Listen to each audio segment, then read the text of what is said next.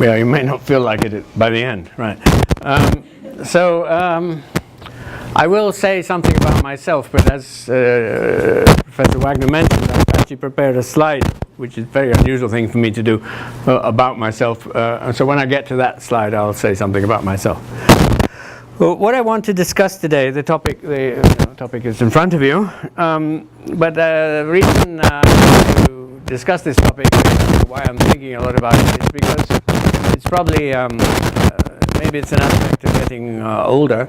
I've been getting more and more irritated with the state of this international architecture, and these are some of the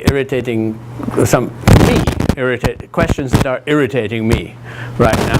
So why isn't there any proper international leadership on education? Well, maybe you disagree, by the way.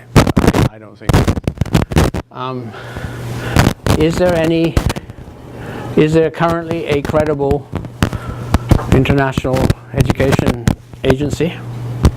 I gather you had a week or two ago the former head of UNESCO here. And of course I was at UNESCO, as you already heard, and I fear that it is not currently very credible. More mechanically, but terribly importantly, why is there not insufficient funding going for things like data, research, knowledge, etc. in the international system? Why do we know so little, actually, about many things? And then my final, and quite a big irritation actually, is that the current sort of almost universal approach by people in the international system working on education systems is to say you must take a systemic approach, which has a lot of merit to it, I think. It's a good idea, in fact, when you're thinking about a particular country. Only problem is they don't take a systemic approach to their own system. And we see this in, there's a very important big research study going on that probably many of you know about, called the RISE study, which is trying to take a look at education systems. Except, and it's just another irritation, it doesn't even look at the interaction between a domestic education system and the international actors. So I think that this is just a subject which is maybe personally irritating, but it's also terribly important, and that's why I want to discuss it with you today and hopefully get you interested in reform. And going back to the title, I don't. My answer is I'll give you my answer before we get to the end. My answer is I don't know. But maybe if we can get people like you interested in getting it fixed, maybe the answer could be yes. So I'm here partly to share some thoughts, but also partly to try to encourage you to not all to go out and join the international system, but at least to get interested in this topic. Right, now my own experience, so Dan actually, he said he wasn't going to list it, but he did list most of it. But the point for this discussion today, I guess I can work on the other side, yes, is that I have worked at, or in some way with, most of the big international agencies involved in international education. So I was, as you heard, at the World Bank, where I was responsible for a bank strategy paper in the mid-90s. I also was a bank manager for West Africa for health and education. I was after that actually director of the Education for All. This is not necessarily chrono order. The Education for All Global Monitoring Report, which is now called the Global Education Monitoring Report, almost the same title. I did that for 3 years, and while I was there, the then Assistant Director General for Education at UNESCO managed to get himself fired. And as I was there and was at UNESCO, but not exactly of UNESCO, I somehow and very unexpectedly took on that position. So that was an important position I held. I think probably the most prestigious position I've held, but also the most personally frustrating position I've held, which I We can discuss that a little bit later if you want, in which I feel I didn't have make as much difference as I would have very much liked to have made. And more recently, as you heard, I was involved with this International Education Commission,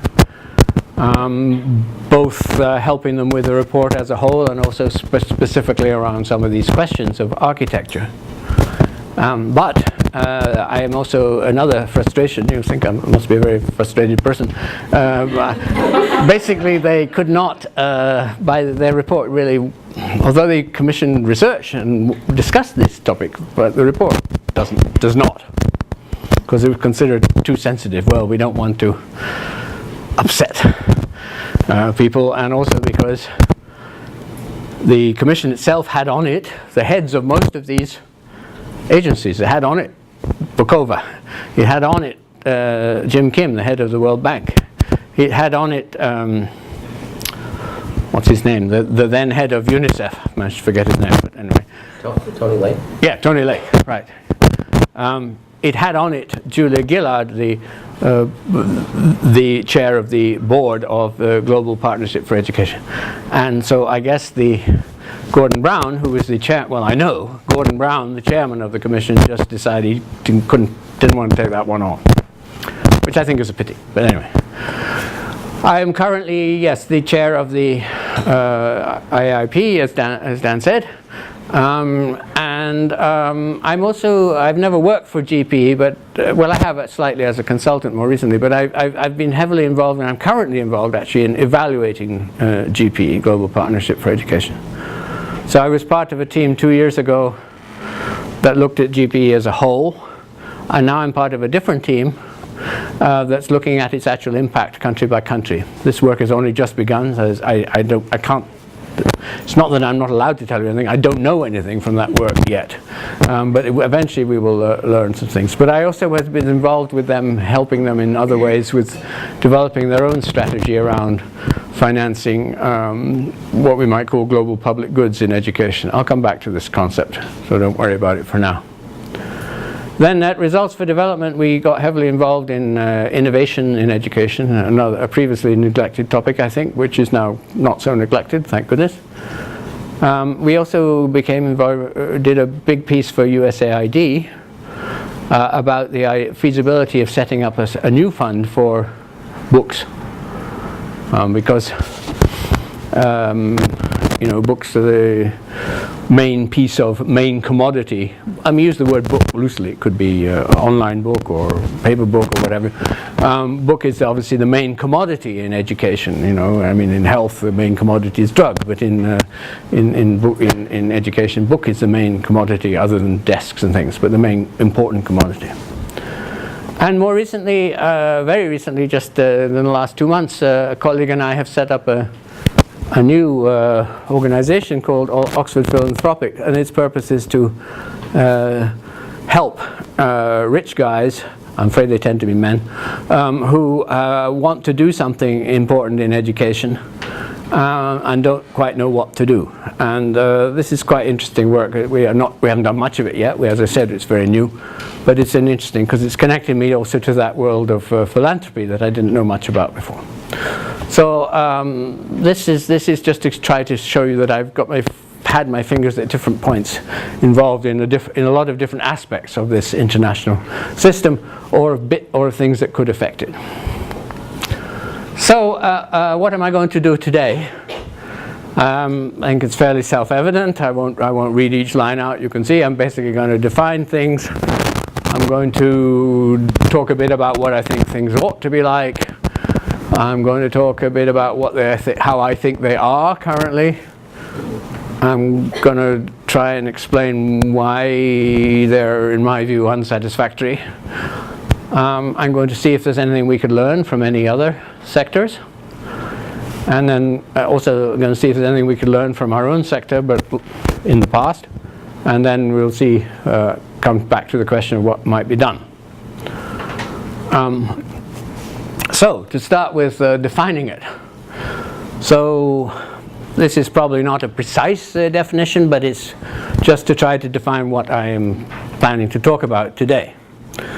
So basically, what is the international architecture? It is the set of international, I'll just read this bit, the set of international agencies and institutions that receive and use international resources to support countries' educational development and also international educational exchanges and recognition.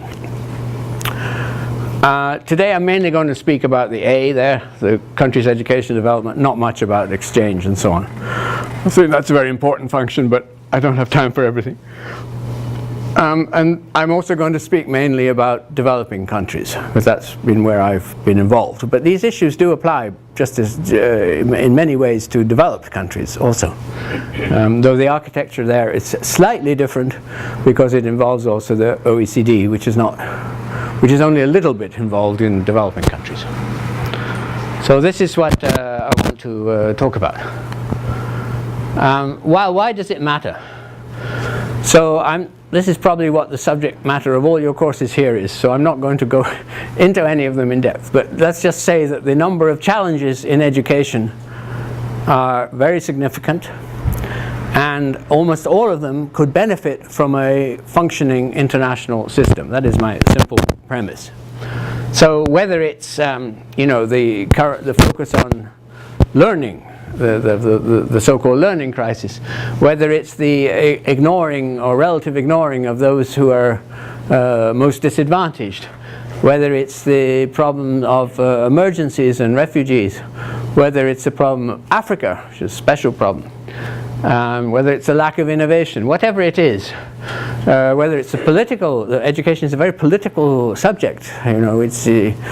I'm going to talk a bit later on, as I said, about health and agriculture, but education is pretty political compared to those two, and so on. So I'm not going to go through all this, but you know that there are many, many challenges, and you have things like the Global Education Monitoring Report, which are basically reporting on the state of education and those challenges, and things like also coming out of OECD, like PISA and so on, which show you the very different results being achieved at different countries. So that's why, simply put, why it's important, because there are huge problems, and these problems could be better addressed if there was more international support to address them. What might be the desirable functions of the international architecture? I would suggest there are 6. I don't think the 6 are of equal importance, by the way, but I suggest there are 6. And one could probably reorganize this. I'm not wildly wedded to this, but one has to organize, a talk in some way. So, leadership. One needs leadership. We need goals. We have the SDGs. We'll come back to that. There's the important thing of norms and standards. There are all sorts of important international conventions, ranging from those on the right to education to things like the recognition of degrees from one country to another, things like recognition of vocational qualifications, and so on. There is a huge area of what I call here technical and knowledge support, which is basically, really, I split it into 2 parts. So there's knowledge generation, getting information, and then there's knowledge support, which is making that information available in useful ways and through useful mechanisms to policymakers, in this case in developing countries. There's the monitoring. So there's monitoring of how countries are doing, there's monitoring of how funders are doing. There isn't, as far as I know, any monitoring of how this architecture is doing, and that's one of my points. There's accountability, or there should be accountability. These are desirable functions. I'm not necessarily saying they exist right now. A lot of lip service is paid to mutual accountability. Global Partnership for Education, for instance, will say that one of its important principles is mutual accountability, i.e. that developing countries are held accountable for their policy changes, and the funding countries are held accountable for the funds, providing the funds. but the practice is that there's not a lot of accountability, and again we'll come back to that. And insofar as there is any, it's certainly asymmetrical, as you can expect. I mean, what exactly is GPE going to do now that the US is going to cut its aid for education? What exactly is it going to do? or the UK also just cut it. And then finance, terribly important. You know, one of the principal functions of the international system is to get money to move to places where it ought to be needed. So that can be country specific, you know, money for Kenya. That can be refugee finance, you know, money for Syrian refugees or Syrians in Syria. That can be funding of global public goods, which is actually what I think all the first 5 columns are about. So what is global public good? This is a term used by economists, so I don't know if all of you are familiar with it or not, but it's pretty much what it sounds like. I mean, it's something which is in the interests of all of us to have, but not necessarily in the interest of any one of us to produce. So we need some collective mechanism to produce these global public goods. Some people argue, and this is a red herring which I don't want to go down, but I just want to get out of the way. Some people argue that education is a public good. I don't. Even though I'm very committed to education, I think education is a collective good. It has both good both for me as an individual and also for society as a whole. But I don't think it's only good for society as a whole. Hence, I would not call it a public good. But anyway, a global public good for this purpose is, we're talking about global public good within education, which is things like this: data, knowledge, conventions, agreements about things, and so on. So these are the things which I think architecture should provide, and I will later discuss to what extent I think it is being provided. But there's another aspect, of course, of architecture. But in order to be credible, plausible, viable, whatever word you want to use, it has to be considered to be reasonably representative. I'm not going to use, say, democratic, that might not be the right word, but at least, you know, representative. So it should include, since both knowledge and money are involved, it should probably include in some way, all stakeholders, developed countries, developing countries, participants in the sector, teachers, administrators, parents, etc., public and private education sectors, and those who, you know, use the products of the education system, if you want to think of it in those terms, employers, citizenship more broadly. And it should include the different sources of funding: domestic, parents, aid, charity, etc. So that's, simply put, is what I think. I'm not saying how it should be organized, but I'm saying what these should be some of the features of an international architecture in terms of both its function and its representativeness. So how is it doing? So you will recall I had these 6 here. I'll discuss them one by one, but fairly quickly. So in terms of leadership, well, we have got SDG 4, which I suppose you've all studied or are supposed to study, which is good in one sense. It's good because it's got this important focus on learning we didn't have before, and it's got, at least on paper, a focus on equity that we didn't have before.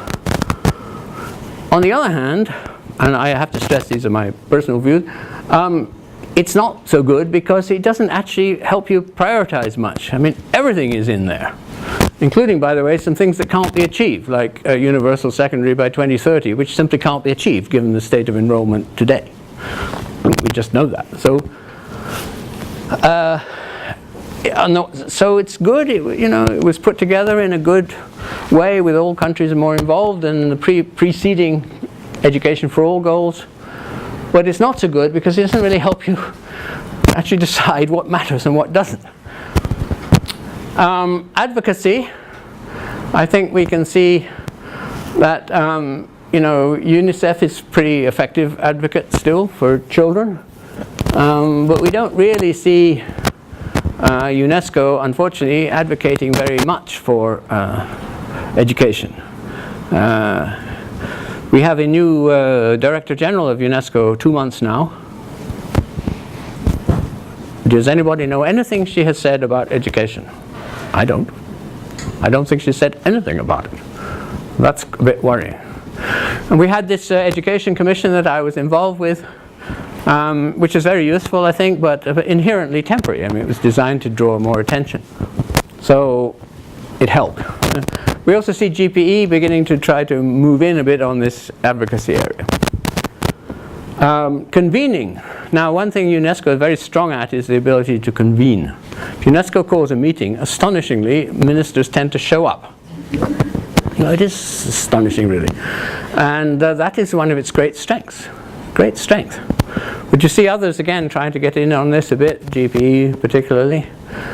But the question is, what happens as a result of those meetings? Less than so the meeting appears to be, this may not be true, fair in every case, but often the meeting appears to be more important than the consequences of the meeting. And that's a worry. And then the setting of norms and standards. So this is actually an important function that's a bit below the radar that often isn't talked about.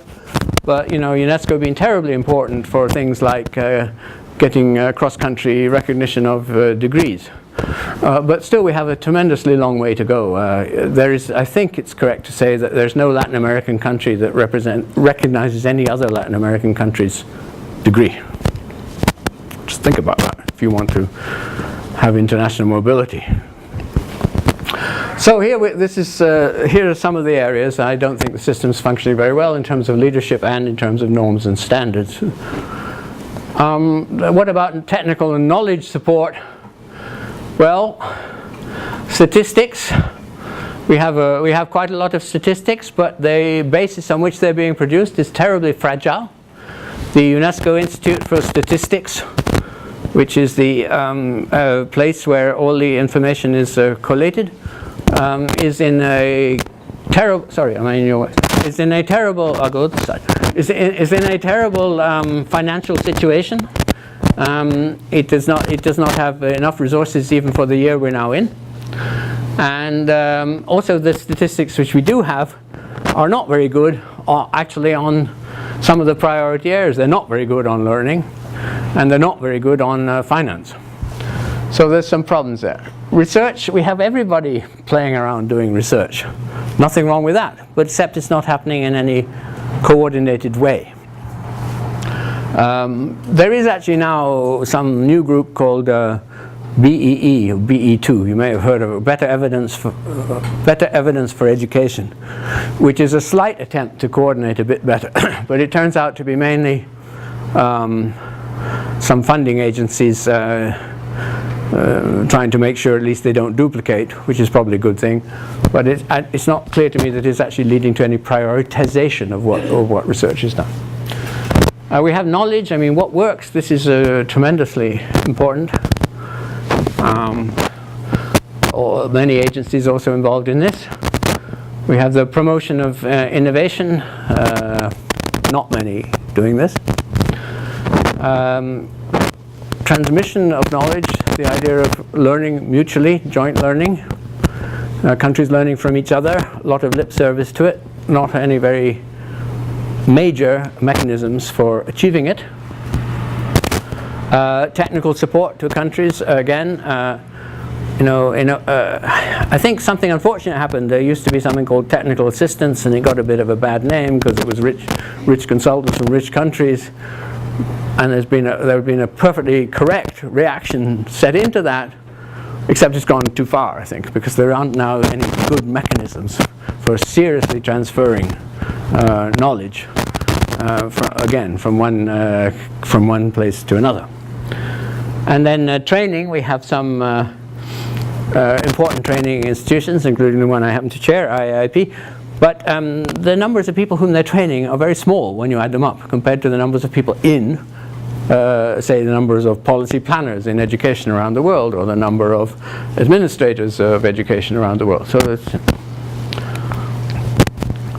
what about monitoring and accountability? So we have this Global Education Monitoring Report, which is somewhat monitoring what developing countries are doing. We have it also is looking a bit at what donors are doing, as is the OECD Development Assistance Committee, not specifically for education, but includes education within its broader monitoring of aid. When I was running this GEM, or GMR it was then called, we used to look at the functioning of this architecture, so maybe that's part of my interest in the subject. Unfortunately, they don't now look at that. And then, is there really an accountability mechanism? I think I already somewhat gave the answer to that. I don't feel that there is. It's an inherently, obviously, political issue, or political economy issue. But I would argue that's not a reason to avoid it. And I mean, what's the point of having UN agencies and so on if we don't use them to tackle these difficult topics? I realize in the current US climate about the UN, this may be a bit theoretical discussion, because there are bigger issues like, is it going to exist or not? But let's assume for now that we've still got some sort of functioning UN.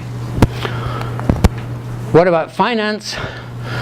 So aid is going fairly well to some countries, but it's not necessarily going to the countries that need it the most. The bulk of international financial support is going to middle-income countries, not to poorer countries. This is very important.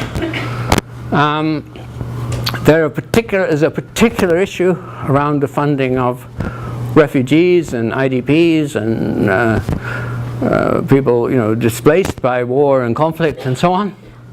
There's a new fund, Education Cannot Wait, but it's very small and too early to see if it will be very successful, but very small. And I already talked a bit about this Global Public Good Fund financing issue. There's very little financing. In fact, a piece of research which is reported in the paper which we allocated for this talk points out that about 3% of international financing for education goes for the production of global public goods, whereas in health it's about 21%. Now, let's not assume it should be 21% in education. No, because in health that involves things like developing science, vaccines and things like that. But I think we can still say reasonably 3 seems to be too low, even if 21 is unnecessarily high for education. I would argue, without having a very good basis for it, it probably should be about 12 or 15%, somewhere around there. Also, so much so in terms of function, in terms of representativeness, well, I think the current system is not very representative, although there are elements which are. UNESCO includes all education ministers, well, now except the United States and Israel. Private education is not well represented anywhere. I mean, I'm not saying that you have to think that private education is good or bad. I'm just saying it's simply doesn't seem to be in the system. Some of these new funders are not very well represented, and certainly there aren't any coordinating mechanisms which involve any representativeness. I just want to check the time, excuse me. Okay. There are quite a few current initiatives, all of which I think are important, and none of which I think is very important, I'm afraid. So there's the Education Commission is now working with some so-called pioneer countries. You may have heard of these.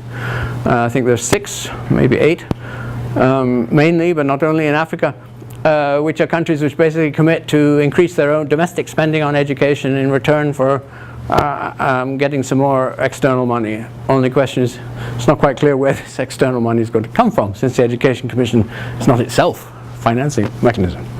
But anyway, through some sort of jawboning. That same commission has led to the not yet establishment, but the process of establishing a new financing facility for education, which will sit at the World Bank, called the International Financing Facility for Education. But this is, and I think this is a very desirable thing, except it's focused, the way it works, which I don't have time to go into the mechanics of it, it will benefit the middle income countries. not the low-income countries. So, good, but what about the low-income countries? I already talked about this education cannot wait for the refugee populations. There's some interesting discussions going on with a few foundations, especially Omidyar Foundation, but others too, about whether something could be done about getting more done about what they call the ecosystem, which could include this architecture, by the way. It might or might not. But it's not really clear, frankly, if these major agencies involved in the architecture are involved in this in any serious way. And if they're not, then a bit like the Commission, it's not clear to me how it is likely to make a difference, so I hope it does. There's a recent involvement of various private companies in trying to improve data, which I think is desirable, but there's no, again, there's no mechanism. It's all about providing tablets and things like that. There's no mechanism for ensuring that the data is then used for something, which is much more important, obviously, than, I mean, I'm not saying that data isn't worth having, but data without using data is not much use. I do feel that, as I already alluded to, that the Commission missed the opportunity to do something about the architecture issues. I explained why, so I won't go into that again. So how did we get into this mess? Well, what I think is a mess. So I think, intriguingly, we got into it because the situation is both very excessively political and not political enough. So what do I mean by that? So it's excessively political because, say, within UNESCO, but also within other agencies, you have countries, governments kind of trying to look out for themselves. Again, nothing necessarily wrong with that. But there can be some quite negative consequences. Every day when I was literally every day when I was Assistant Director General for Education at UNESCO, I would have to receive at least one, and sometimes many, ambassadors to UNESCO. And what is the topic they always wanted to discuss? Not the development of their country's education system, or could we help them with something? No, could we have a job, please, for one of their nationals? That is always the topic they came about. So that's what I mean by about excessive politicization. But I also think, I haven't got time to go through all of this, I'll leave this with you later. But I also think, now what do I mean it's not enough politics? What I mean by that is, the point about politics is that it is in the political arena that you resolve, or you should resolve, disagreements and things like, and allocate things like resources and so on. So there's not enough of that. There's too much, in my view, as I say, sort of politicization in the sense of, well, you know, we're out for ourselves, and there's not enough use of the international architecture or the system to actually resolve some of these issues. So, you know, there's no mechanism for coordinating, as I explained. There's no serious mechanism. There's no way to prioritize data needs or research needs, this sort of thing. There's no mechanism, but there could be. It would be inherently political. Some people would have to give some things up, or some people wouldn't get what they want, but at least you could try. And so I think that's what I mean by it's both too political and not political enough. Then I already mentioned some unwillingness to recognize the problem, so I gave that extreme example of the Education Commission. But we can see this with all the different agencies. Again, they are concerned about themselves. Some of them, like UNESCO, quite rightly, because they've got, you know, big resource issues right now. But they don't tend to recognize this broader problem. Again, they're more concerned about their own situation. I fear that a lot of this actually is related to the decline of UNESCO, which, by the way, is much longer than obviously recent actions by US government, because I think it's created a sort of situation in which there's no clear leadership, and to which others, therefore, like the World Bank and increasingly GP, are sort of putting their toes, but they're not really taking it on.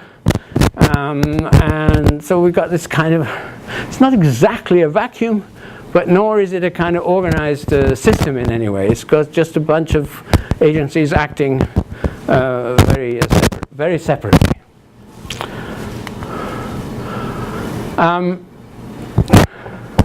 So to summarize I think that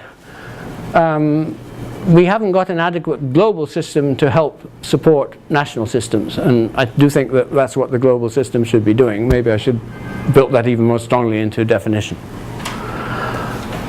So if we actually think about, of course there are many success stories, and some of you are from countries which are success stories. But also if we think about some of the more intractable issues, like most, I'm afraid, African countries, there's just a huge set of issues that remain. The core institutions in these countries, the core education institutions, are very, very, very weak. They lack capacity. And that's true also of many middle-income countries. So we have not cracked the way, I think, the issue of capacity development, capacity building, whatever term you want to use. And I think this should, in my view, this is one of the most important things, possibly the most important thing that needs to be done. And it is in striking contrast to some other sectors, and I'm going to show you that briefly in a few minutes, that we don't have a good mechanism for earmarking funding for technical and knowledge support for countries that need it.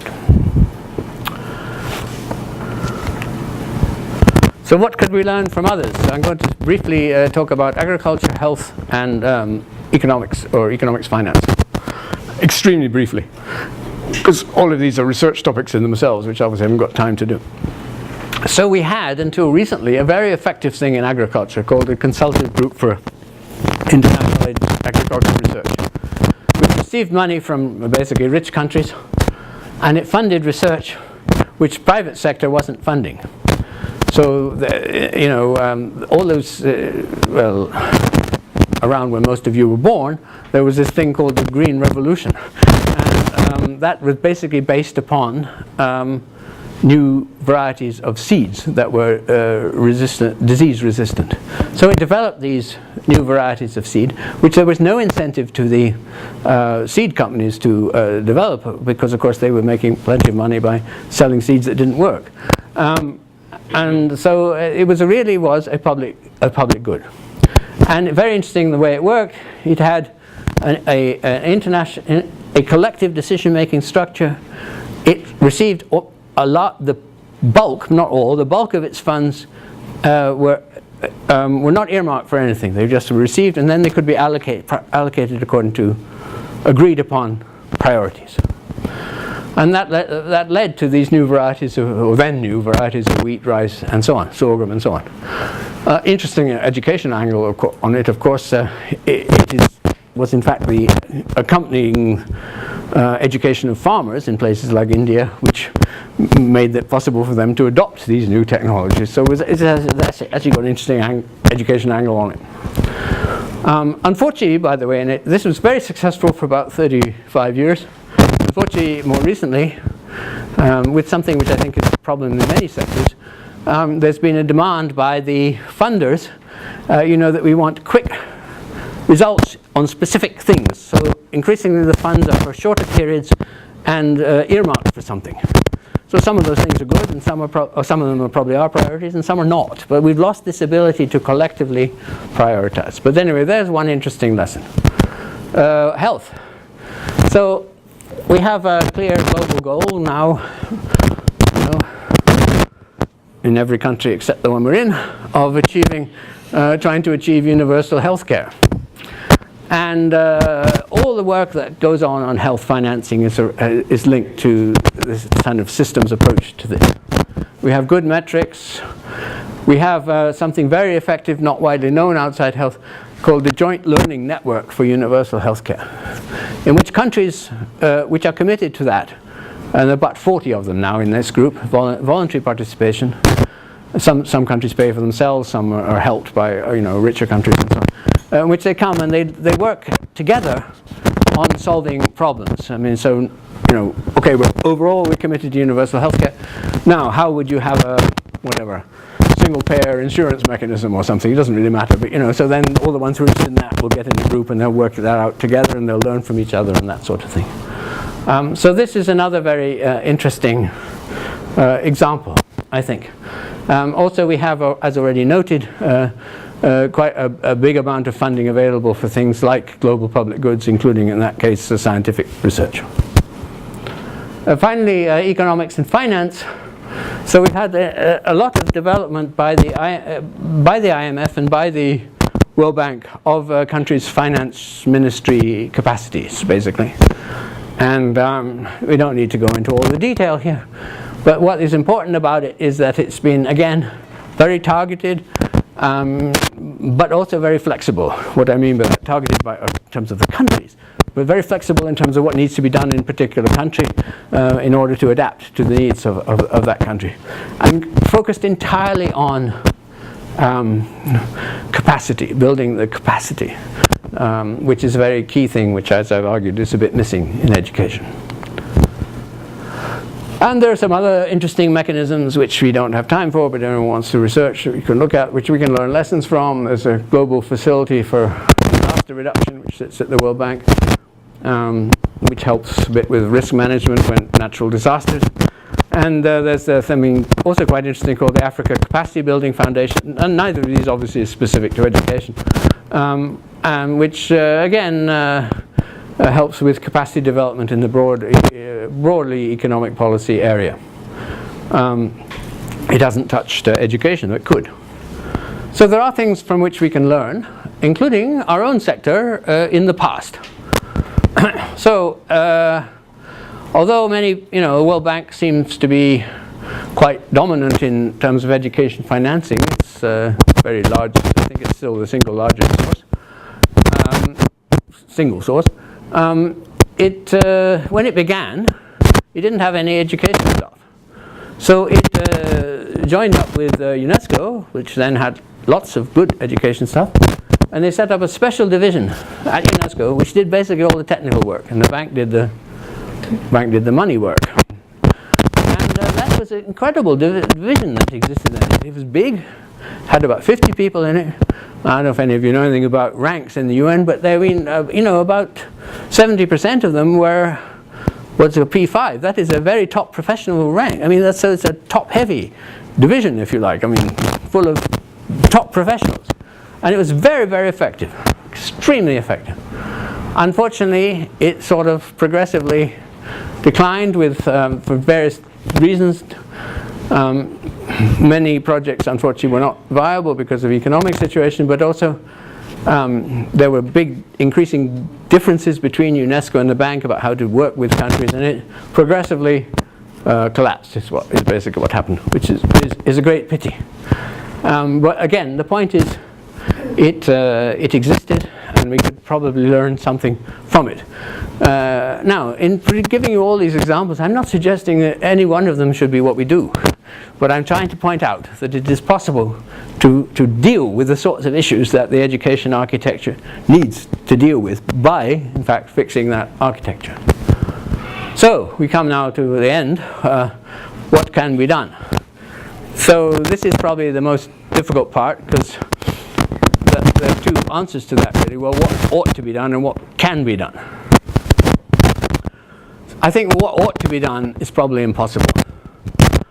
What ought to be done, I think, is that we need a bit to probably really get UNESCO fixed, including obviously the part we're interested in, the education part. There's a lot of things that would need to go into that, but it could be done if there was a will to do it. But I fear that there isn't a will to do it, and not just because of the US involved, for some of these other reasons I've explained, politicization and so on. Should we perhaps, and this is a thought, I'm not sure if it's a proposal, should we consider setting up a new agency for education? It's a bit drastic. Seems very unlikely, again, in this current climate to set up a new UN agency, but should we consider it at least? Possibly as a tactic to try and get reform of existing ones. Because something urgent does need to be done. I don't think even that's very feasible in the current global climate.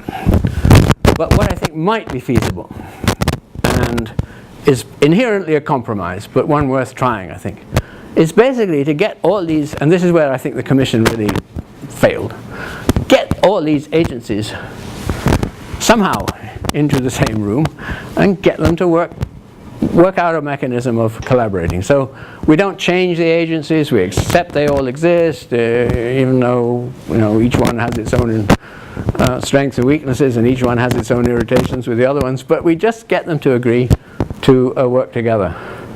And specifically, I would argue around probably two things. Getting these global public goods financed, and also getting the money, the actual money for education development, at least to the African countries that need more resources than they're currently getting. That could be a perfectly simple, not simple, but a feasible thing to do, I think, if we could get some groundswell of this. But it does require the heads of these agencies to admit that there's a problem, which, as I indicated, they haven't really done. There are some other things we could think about. We might be able to get more money into education if we had some more funds. So one of the interesting things about health, which I didn't really go into on the slide, was that you set up funds for vaccination, you set up funds for, well, especially vaccination, funds for AIDS, funds for malaria, quite specific things. So, because people, again, like to give money for things like that. So what could we think about for education? Well, we could think about books, I already mentioned. We could think about infrastructure, where there is certainly a role for private sector, private finance, for sure. We could think about things like that. We could think about reforming the GPE, governance structure. I haven't really dwelled on that, but it has an almost perfect governance structure. Everybody's represented. Only problem is everybody speaks about everything, and result is that decisions don't happen. And we could be much more aggressive, I think, even without rejuvenating UNESCO. Could we at least close down the bits which are not working and sucking resources. So I've spoken slightly longer than I was supposed to. Well, no, you took up the beginning. I will stop there and invite your questions. If you afterwards want to contact me, that's how you can do so. Thank you. Thanks. So,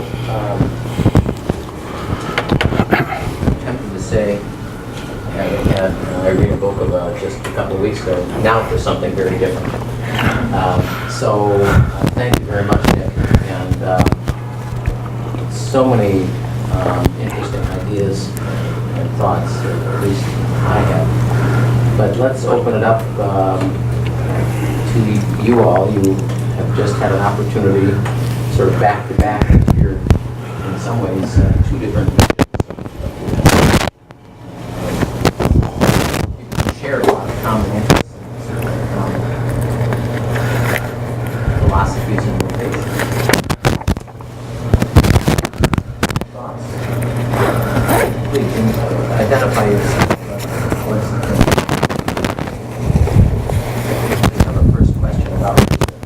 Yeah, sorry, I'm just getting a pen in case I can't remember your question. Okay. No, I found one. It's okay. Go ahead. Please.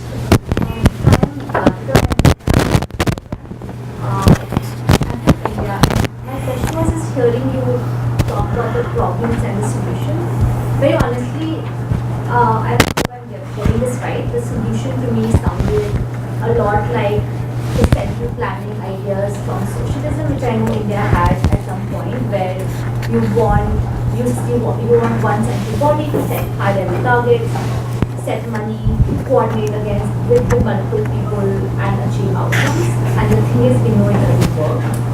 It didn't work in USSR, it didn't work in India, almost everything promote market-driven economy, where you have regulation and then you let people do what they're doing. So my question is, why should we just scrap, and one of the points towards the end was, why don't we scrap the entire architecture and have some, like you and what it's doing, and see what happens. Right. Also because you said that UNESCO was, even for you, very hard to achieve something in UNESCO. Do I take them one by one? Or yeah. Okay. Yeah, I think this is one of the... That way I have to answer every question. Okay, fine. Okay, yes. So I think that's a very interesting, valid point. But let's also think a bit more about what the alternative is. So the alternative is some type of what? market system in some way. But we know that one of the failures of market systems is to provide public goods. They don't. I mean, let countries do what they do. Why do we need? Right. I understand your point. So do you think Niger has the resources, the financial resources, to fund its education and development? No. So you would just let them go? I mean, if that's an acceptable position. It's not one I happen to share. I would say we need a mechanism. Now, I'm fairly open to the idea it doesn't have to be a central mechanism. I think you've seen me suggesting that what's needed above all is coordination. I don't necessarily think it has to be a central mechanism, though I can see some advantages from it. But what I do think is needed is a mechanism to deal with these issues, which, frankly, just letting individual actors handle doesn't produce optimal results. It doesn't get the resources to the countries that need it, doesn't produce the knowledge that is needed, doesn't allow, in fact, for great benefits of international exchange to occur if you just let each country do what it wants. So I accept your criticism to some extent, but not fully, basically.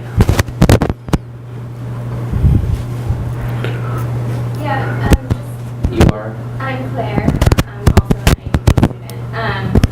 So it seems like we can talk a lot about architecture, and there's a lot of useful conversation that can happen around architecture, but all of the conversations that are happening about architecture in education or in anything else are happening in the context of a massive movement of neoliberalism and deregulation in national and international spaces. So it seems a bit like we can talk all we want about education architecture, but when the national systems are being pushed by other international forces to deregulate their education systems, to deconstruct the social fabric, like, where is that in this conversation, and why aren't we talking about neoliberalism as part of that? Well, so I mean, I think it's like the previous question. It's a perfectly reasonable question. There are some of these forces, what you call neoliberal, some people might call it something else, but anyway, forces at work. They're not the only set of forces at work, by the way, and we probably should deal with them. But in order to deal with them, don't we need a forum or fora in which we would deal with them? And we haven't got such. That's a bit, simply put, what my argument is. We don't have them. You've raised a particular topic. There are many topics we could raise, but we don't have a mechanism, a place in which we could thrash these things out.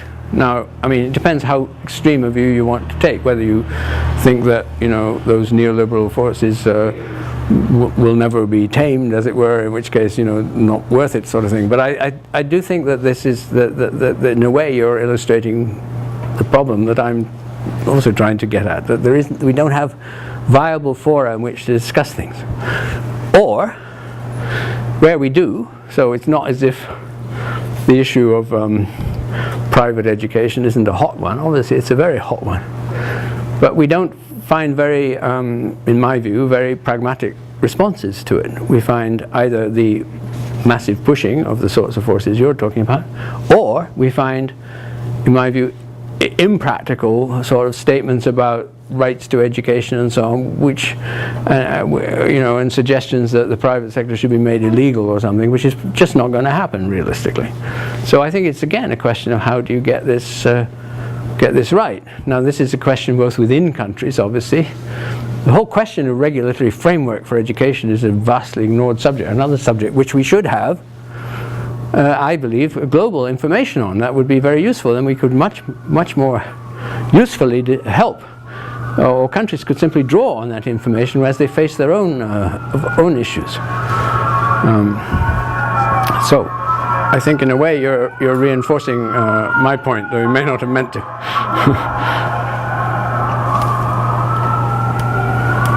Yes. First of all, thanks, Dr. Warren, for the fascinating and provocative talk. I really liked it, and I think I also share some of your frustration, although I don't have the background experience that you have in education. Actually, Clark's comment, and transition like from agriculture, those are, I think, my knowledge, like they were propelled by liberal ideologies, and some of them worked. Like Green Revolution, I would think it worked. Although there are other sides of people who feel differently about Green Revolution, not in a very positive light. But building off of what you just presented, you have listed many organizations, and I was thinking of all the organizations that you have mentioned. Which one or two do you think can lead this kind of coordination toward a system level change, which is very ambitious? I think we all agree. But is there one or two organizations that you have in mind? Something like Joint Learning Network for Health that we mentioned? Yeah.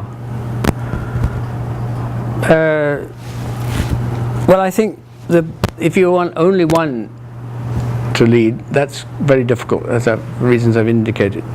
So what do we need? We need to somehow combine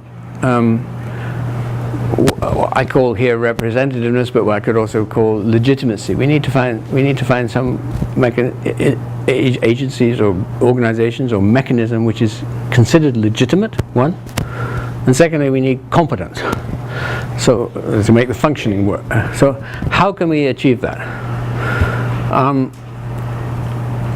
This is why I think, so for the first, this is why I still think we need probably some role for some sort of a UN agency. Ideally, I would say, still some sort of revamped UNESCO. Because that does have, generally speaking, again, ignoring this special US-Israel situation, generally speaking has legitimacy. And I mentioned the interesting point that UNESCO still has very strong convening power. But unfortunately, as I've maybe not quite explicitly said, but implicitly said, it's not a very competent organization, though it has competent pockets, like the IIP, which I happen to chair, and so on. So we need somehow to combine this legitimacy with with competence which needs to come from somewhere else. So where's the most competent? That will depend on what we're talking about. So if we're talking about financing, probably it's the World Bank. If we're talking about knowledge about learning, I mean, probably it's Professor Wagner. I mean, whatever. I mean, I don't mean that in a joking way. I mean, we need to figure out how to get this put together. This is in a way what I meant by some sort of a grand bargain. So you've got those agencies, but they could also agree to work with other organizations. They don't all have to be international agencies. They could be others. So, but I mean, what we need to do is to try to get that marriage of legitimacy and competence. Now, this is much easier to say than to figure out how to achieve, and I realize that's a problem with my conclusions generally, whether you agree with them or not. How do we actually trigger the change? So here I think it comes back, interestingly actually, to the question about central planning. Not to central planning, but to the suggestion that, well, we should, countries should do what they want. Well, they should demand what they want. And the question is, can we, I think, find ways to get help? It sounds patronizing, I don't mean it that way, but to find ways to help the poorest developing countries articulate what they want. So it is actually a demand rather than something which is being sort of imposed. And I think there could be mechanisms, again, through having these type of representative bodies and so on, in which I believe it could be, at least we could move towards that. Now, there's a lot of belief in this, I admit, and maybe your questions are also making me think maybe I'm too optimistic, even though I actually think I'm very pessimistic. But maybe you're making me think maybe it's hopeless. But no. But I do think that. Sorry, this is a very long answer. But I come back to this point about somehow we have to get legitimacy and competence, and right now we don't have them in one place like we used to have in UNESCO. But so let's get them from where we can. It would probably take some, another thing would be some champions, sorry. So I mean, how do you get change? Well, this is his subject, right? How do you get change? You need champions, right? So we need some countries that other countries listen to lead on this. And I'm not talking about rich countries. I mean, maybe not the very poorest either, but we need whoever, Indonesia, India, Brazil, someone to push for this sort of change. And unfortunately, they are not particularly. Those middle income countries are very, very inbound right now. You don't see them playing a major role yet in the international system, whether it's education or anything else. They haven't quite got there. But we need to somehow make that happen, or help that to happen within education. There was a question. Yeah. Hi. We have spent so much time, money, and energy in SDGs. We don't seem to have learned enough already from MDGs. So I'm very curious to hear your viewpoint, because you made a reference earlier also about SDGs, right? And I agree with you that they talk about everything under the umbrella of education. So from your viewpoint, what are some of one or two or three very specific things that we need to focus? If you had to, if you were in the hindsight, if you were a couple of years back, how would you design it? Right.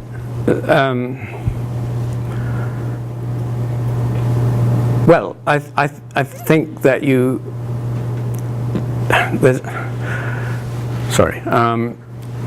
there is an inherent set of problems in simply having global goals.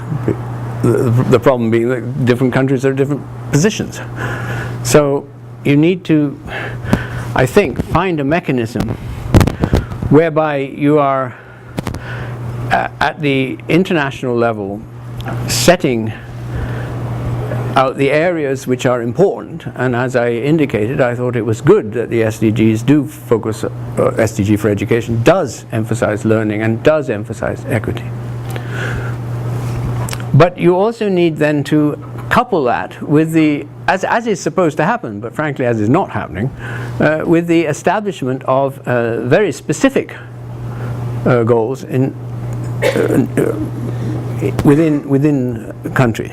And that, it seems to me, is the part that's not there. Right now, literally, quite literally, any country can legitimately say, oh, we're following the SDG 4, and we've decided that our priority is A, B, and C. Now, you can say that's fine, because, okay, national sovereignty, we'll come back to you again, and all of that. Why shouldn't they do that? But if we're to have some sort of a global movement, we have to, I think, we're going to focus on as they suggest, on equity.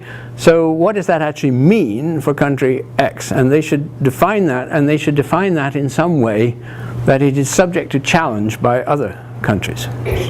So this is where the sort of concept of accountability and maybe also some of those joint learning concepts can maybe be brought in. I think also we could think about this also in terms of some sort of global minima,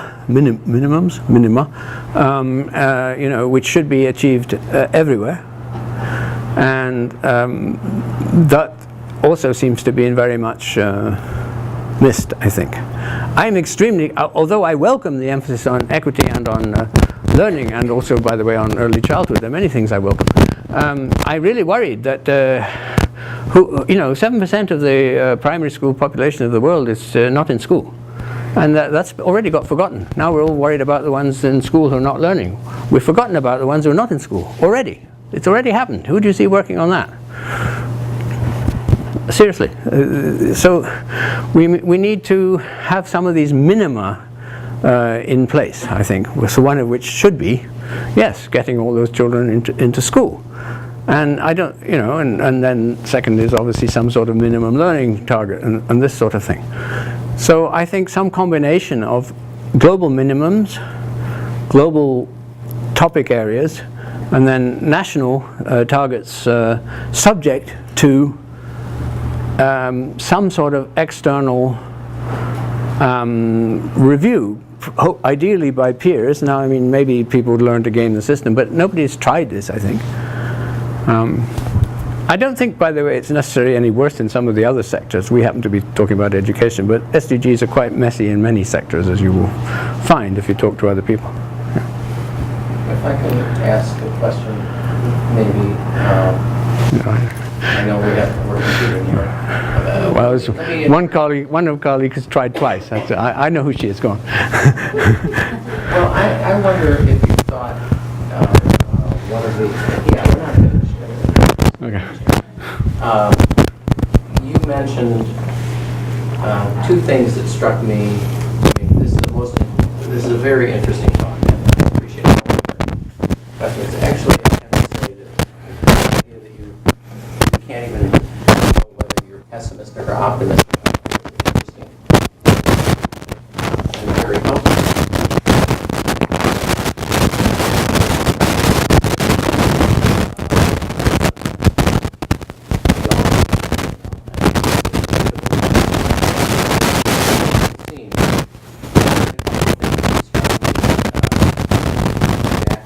One is that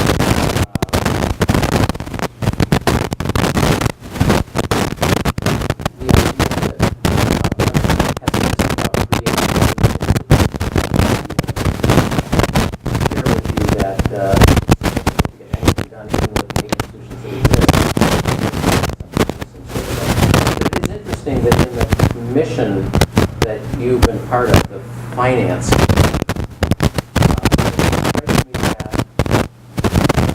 were disappointed, you said, that they didn't pick up on the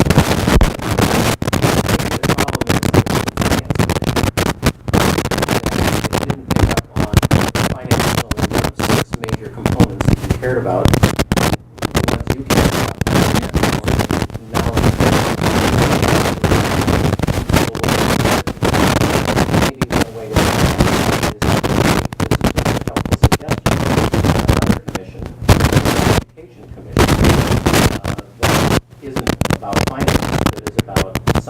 Of education that you think are important.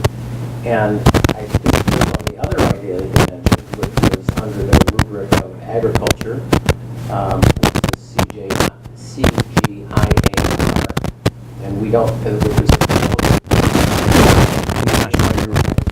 research, that you use so much. But of course, we at Penn think a lot about research and results for development. I'm wondering why we couldn't imagine some international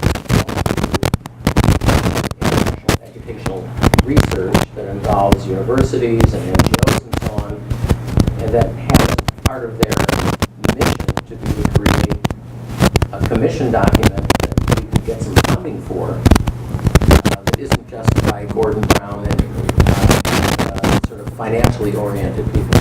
Sort of like open question for you. Maybe you've already thought that through and tried to solve it.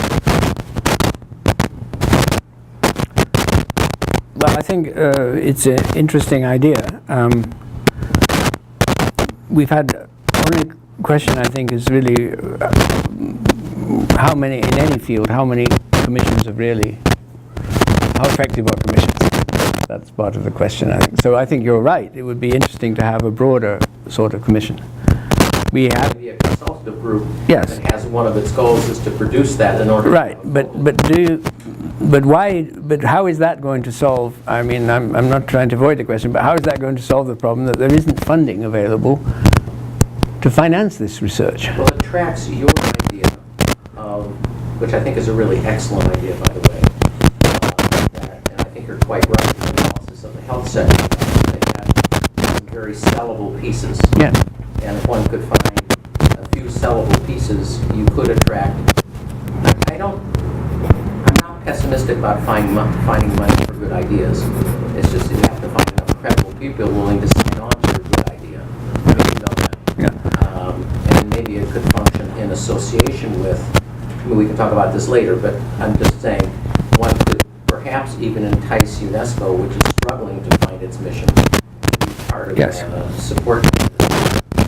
Yes. I think it's a very interesting idea. But I also think pessimist in me says, well, to get something like that to work, you have to have demand. Again, you have to have demand. We can envision demand. And here we run into another issue, which people don't like to talk about very much, but I have to say, which is in lots of countries, people don't understand the importance of educational research. Or they don't even think it's necessary. Well, we know what to do, don't we? We need to get some more teachers and some more classrooms and things. So this is a very serious issue. That education research is not very valued in I don't know about many, but in a significant number of countries which are in greatest need, in a way. And so how are we going to, how are they going to realize that and generate demand? So I think a lot of these issues actually have to do with demand. So there's an article which I wrote about UNESCO a few years ago, that the last sentence of which is something like, well, I was talking about broader issues than these, but last sentence was something like, well, the world actually gets the UNESCO that it wants. People may not be shocked to hear that, and a lot of people got very upset with me when I wrote it down, but in a way I think that's true. These countries, because countries are asking for anything else, they're not getting anything else. So we need to find mechanisms to ask for it, and that is obviously tricky if you're a poor country and you have not connected to all these things, and it's hard to say this in not systematic ways, but we have to be blunt about these things, I think. We need to find a mechanism for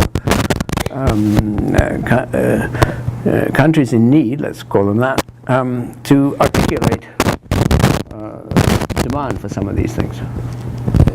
So the commission was a top-down thing, from just Norwegians decided it'd be a good idea. Yes, it had people from poorer countries, but but they were not major voices on the commission, realistically. Okay. So I have three hands. One. Yes.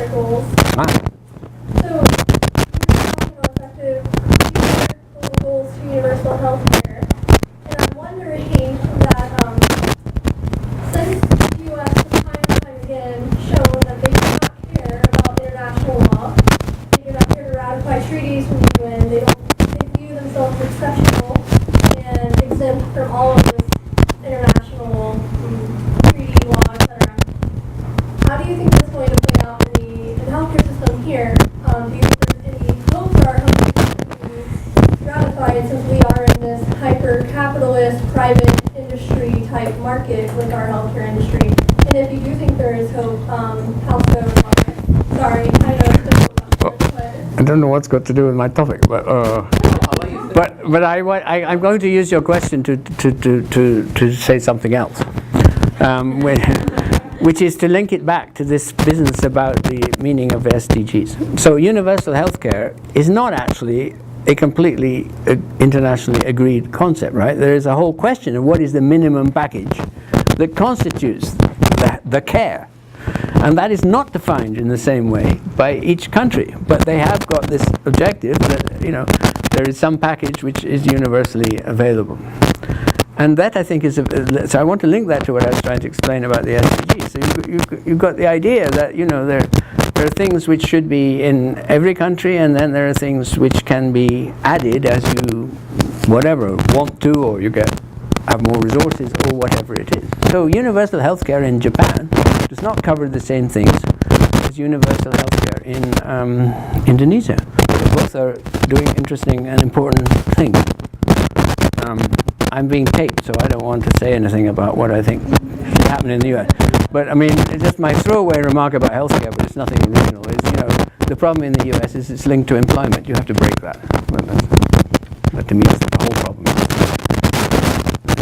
There's no other country where that's, almost no other country where that's so.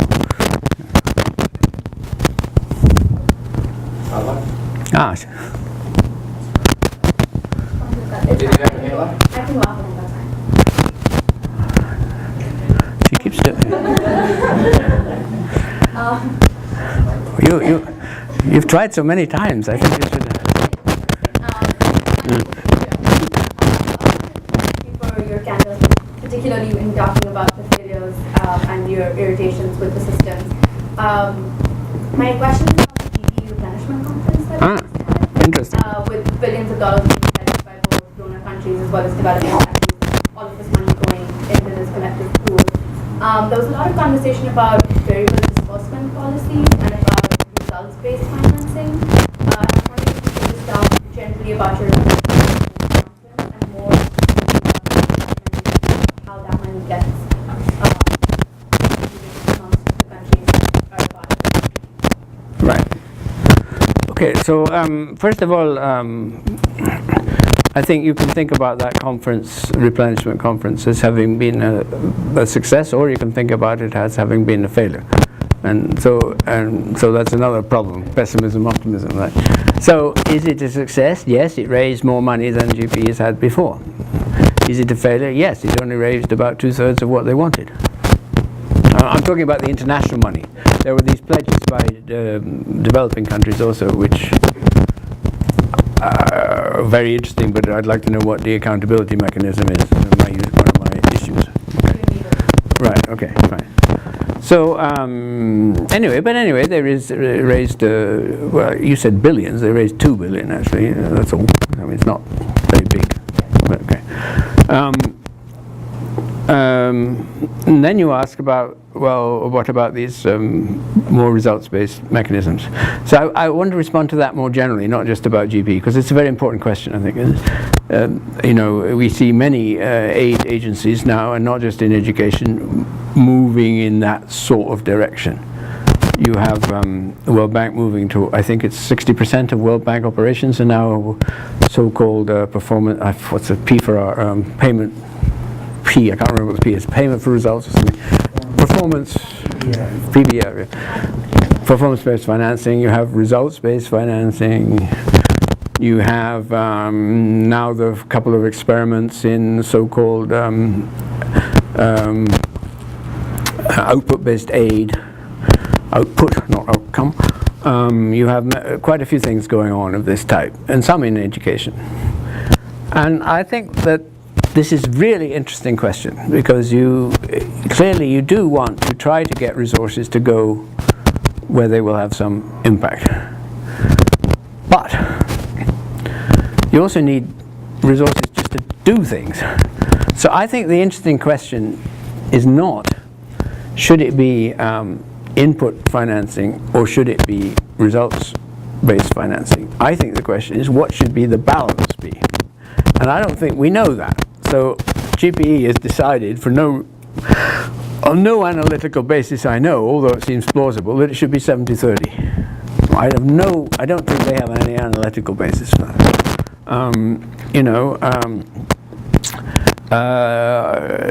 There are some foundations that were funding NGOs and so on that have decided that should be more like 80-20.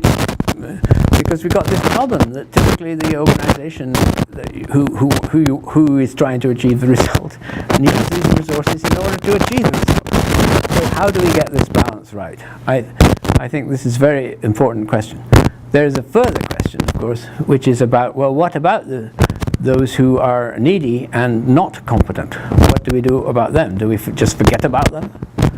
I mean, to be direct, do we just forget about Chad because it can't, it's not very functional society and economy? Do you just forget about it? I would personally argue that we're not. But I mean, there are those who would say that. The resources where you can only get results. So this business of results is at different levels.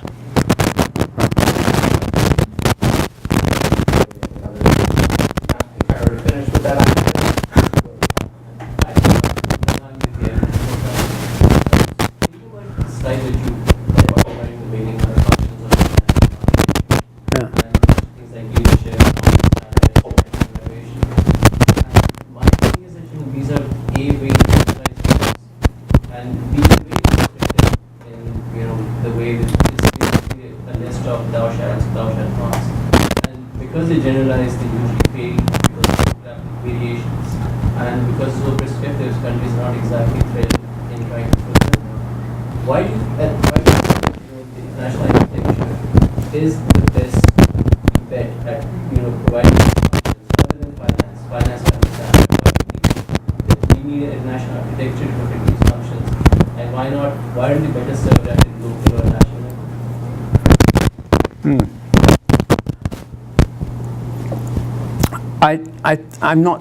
I'm not sure, to be direct, I'm not sure it needs to be global, although I've argued it.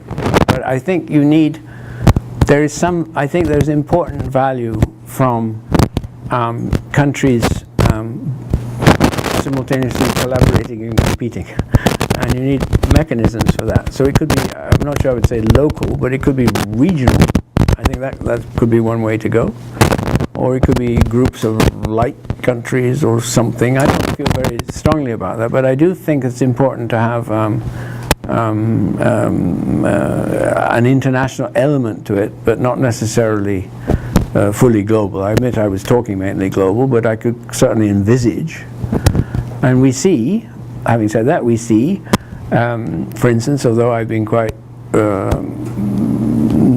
been less than positive about UNESCO, the UNESCO East Asia operation is pretty effective in terms of knowledge sharing, knowledge exchange, all that sort of thing. I mean, it could do a lot more, obviously it had more resources, but it's pretty effective.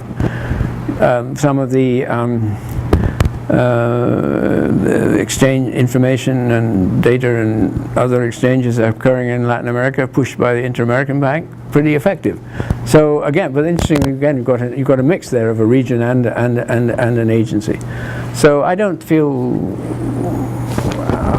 I'm giving a global talk, but I could certainly be satisfied with regional or sub-global solutions. However, once we come to the money, as you say, well, realistically, the money is coming from the rich countries. And so they're going to have to be involved in it in somehow. I mean, that's only, that would be excessive, asking too much of them in terms of altruism just to give the money and not have anything to say about how it's used. So we need therefore a mechanism. So I think that may be better done on a global level, because as I indicated, right now the money is not going to the countries that need it the most.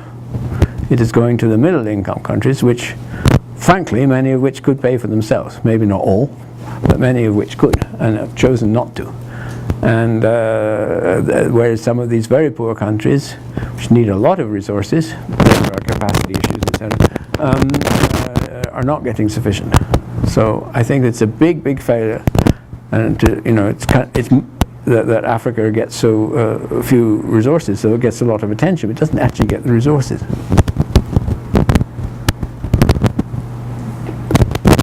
And that would not be solved by having an Africa arrangement. That's my point. Alec Hirschberger. Yeah. From the IEDP and also from the Sociology Department. Great talk, lots of food for thought. And as an aside, I'd love to catch up with you on the PPE 70-30 stuff. I did some work on that. It's breathtaking how quickly that decision was made and how those numbers were guys are on the table. So there is an analytical base for it? No. No, I'm right in saying there isn't. Oh. Oh, it's your fault. That's live. The microphone, you're too far away from it.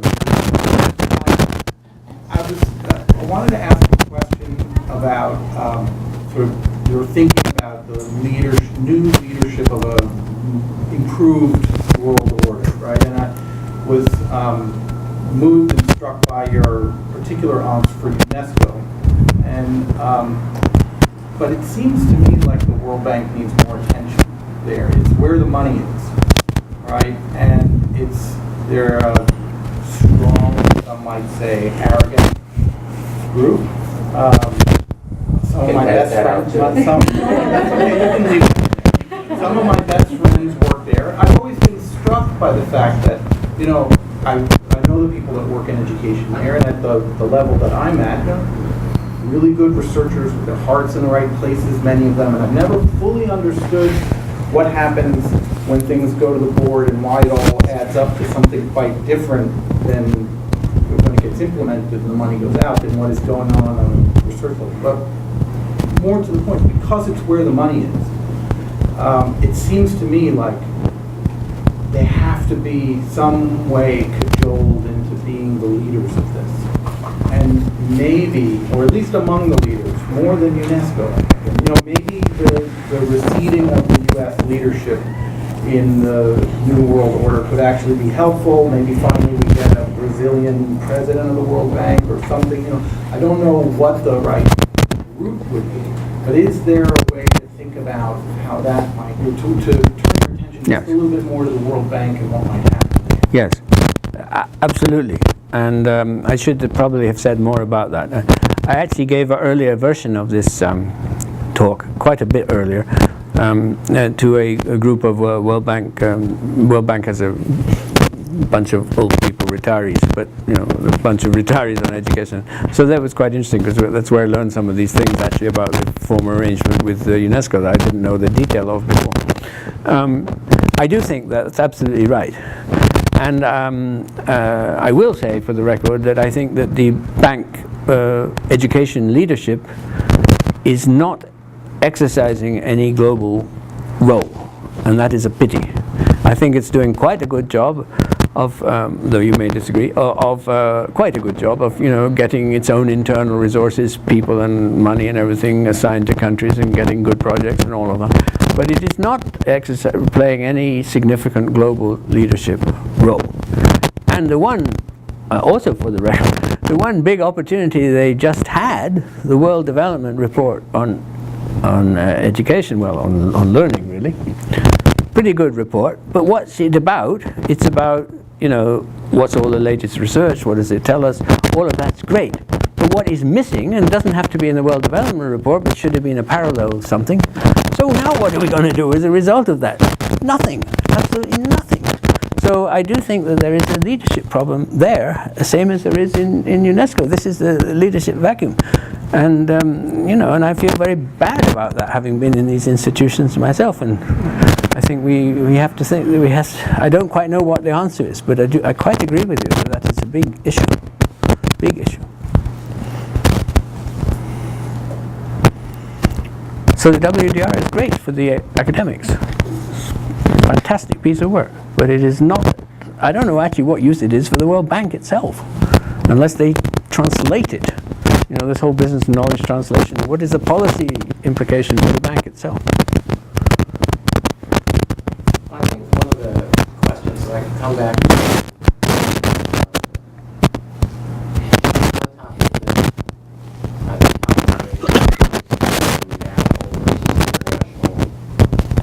leadership. Yeah.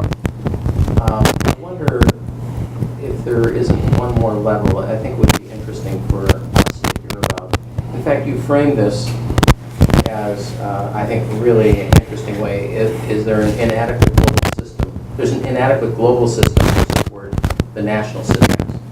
But part of your answer on the question of would you turn it over, let's say, to the Pakistani Minister of Education just to do his or her thing, irrespective of, or the Indian one or the Chadian minister, was that you can learn something regionally or internationally about what's going on, the latest research, or something to prepare yourself.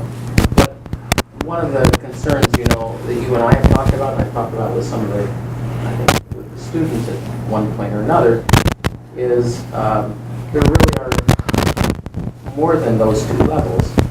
And one of the concerns that's always been the case that I've had with UNESCO, they've convened ministers of education who often don't care much about inequity in their own country. They're not, if you left them to their own, first of all, they're not very expert. They're often political appointees. And researchers are rather thin in many countries, almost to non-existent in the low-income countries.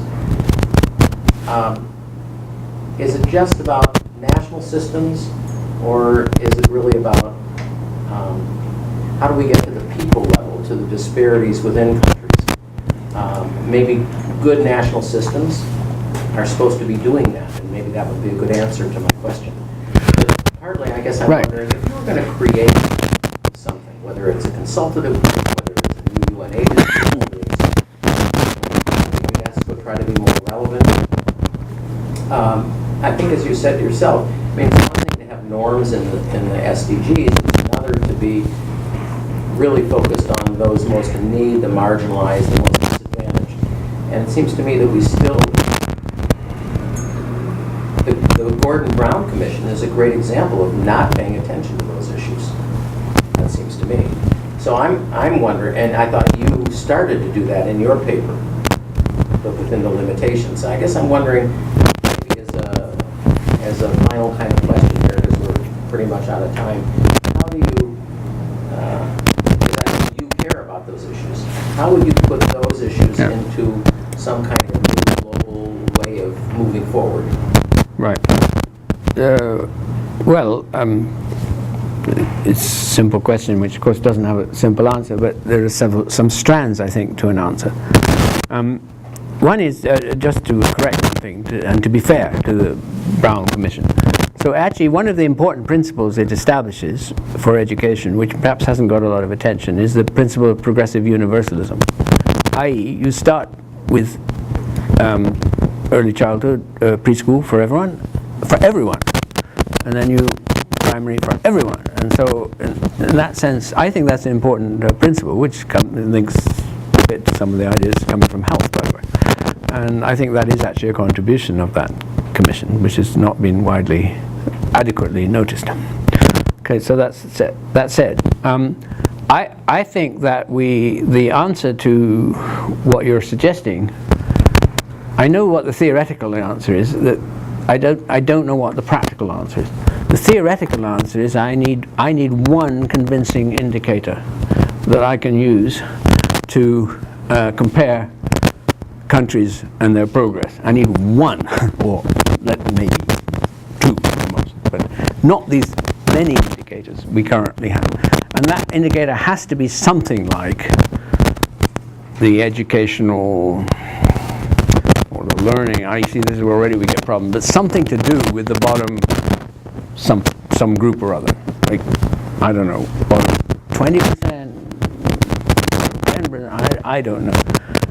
I mean, it is, it's a trite remark said by many people that you can judge a society by the value I forget the exact phrasing, but it attributes to its poorest or most disadvantaged members. Gandhi, right, exactly. But this is correct. I think this is correct. So the question is, what is that indicator which we could use in education? And I don't know what it is. I mean, we've all played with things. I've played with things, but we don't usually typically have good enough distribution data to know who really the poor are. We could do something like girls. Some people thought about just doing girls' education, which probably would be better than, in the past would have been better than doing education of boys and girls, but given the feminization of education that's going on, it might not be better anymore. I mean, so I don't know what that indicator is, but I think that's what we need. And we need to just get something, or maybe we need not a commission, but a research group who can really, something which we could calculate relatively easily without massive data requirements for any country, and then we could use, or any region within a country. So I think that is probably what we need. What is it? I'll tell you that. See, it's so important. He can't even say it publicly. Well, my book, what you have in your briefings. That's my version of the answer. Yes, well. Some people are real. What is it? I haven't read chapter 12. Okay. We'll come back to it. But, this whole issue, so you think that for you the answer is find an indicator that a lot of people would be able to simply focus on that would allow to get beyond some of the limitations of differences between national and global? Yes.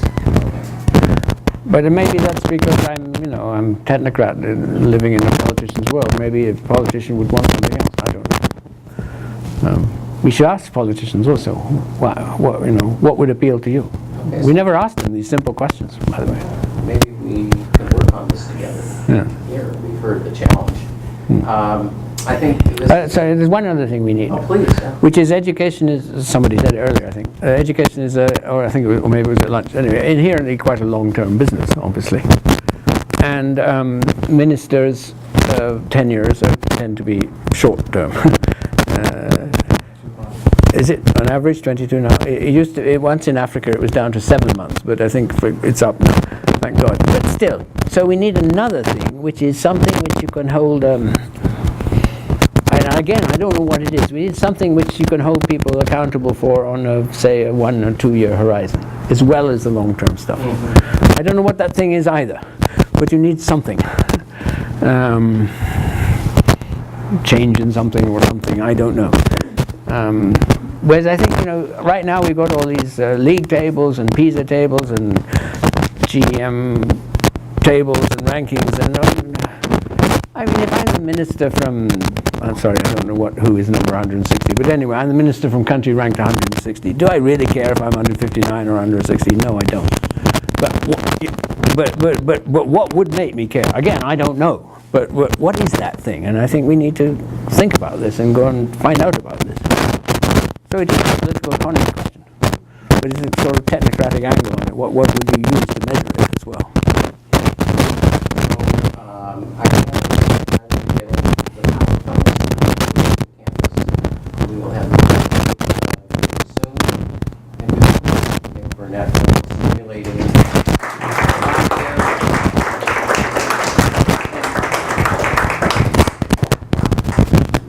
Let me say, optimistic, mainly